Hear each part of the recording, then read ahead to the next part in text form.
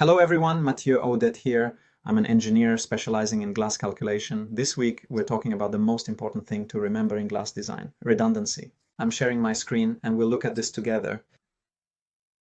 So, what is redundancy? Redundancy is a principle used, among other things, in aeronautics.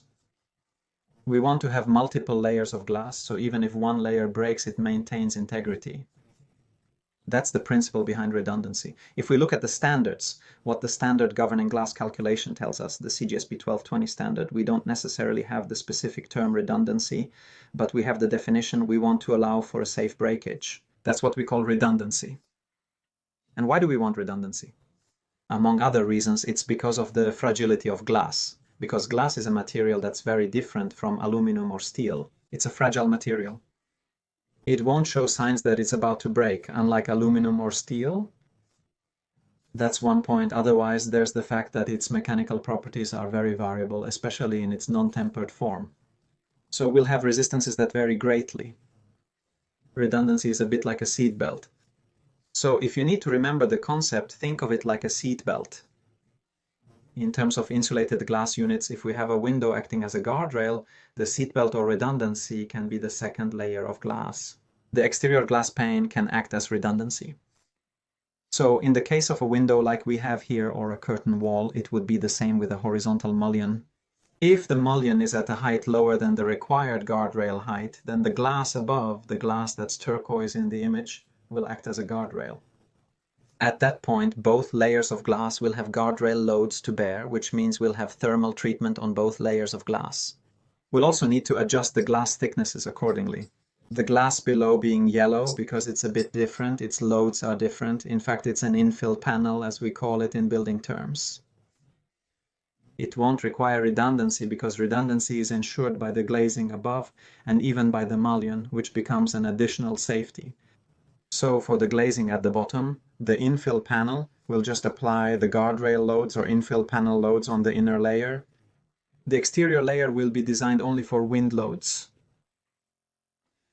Otherwise, if we have an horizontal transom mullion exactly at the guardrail height, then the glass above will not act as a guardrail.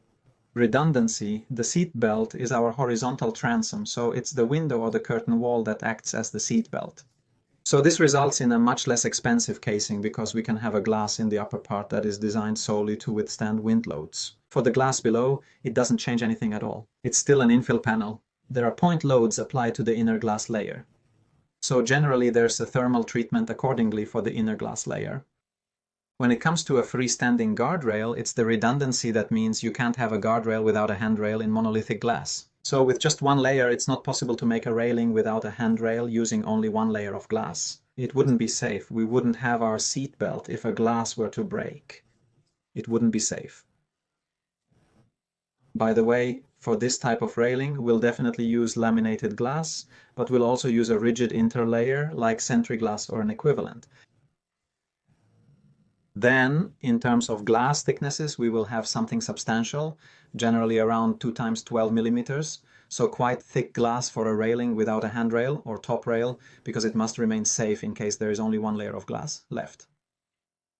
The handrail can also be used as a safety belt or as a redundancy in a guardrail. So as we can see in the image here, it will be the handrail that will act as the redundancy. In that case, we could, in some instances, use tempered glass that is not laminated.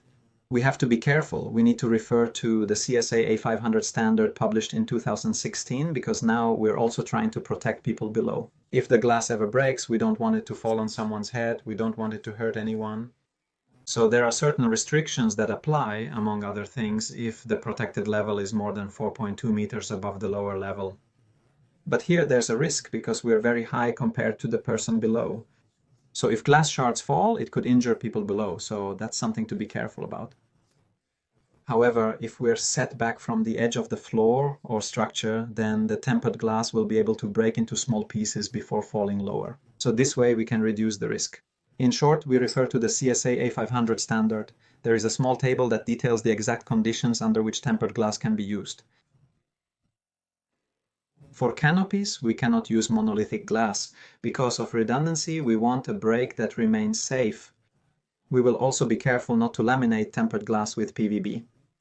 There is a risk if it ever breaks, it could tear at the attachments and then this glass pane could fall and injure someone.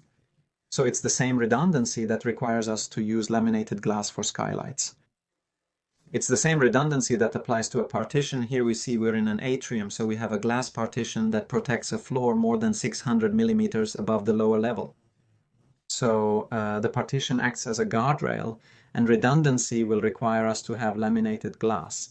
If we have glazings with silicone joints between each other, then we will certainly need laminated glass because we will have to use the second layer of glass as our safety belt. If we ever have a structure like a curtain wall, something like that with vertical mullions, horizontal mullions, we could use insulated glass units in this case just as we would for the building envelope.